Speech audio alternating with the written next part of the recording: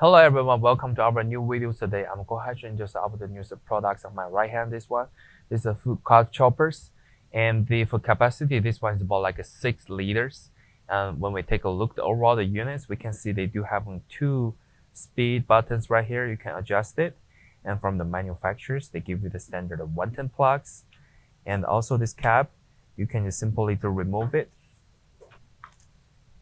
And also they have some accessories from the manufacturers. And also we can see they do have 4 blades. And for this top, when you secure those, you need to making sure they are mounted together.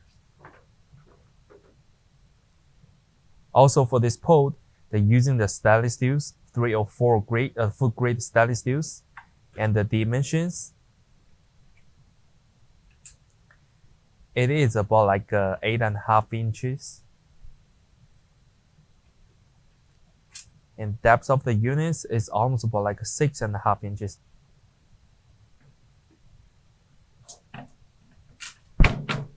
And the overall height of the units,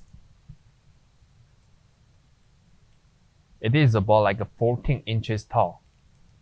This will be the all demonstration information about the products. And if you do have more questions, feel free to contact with us. Thank you.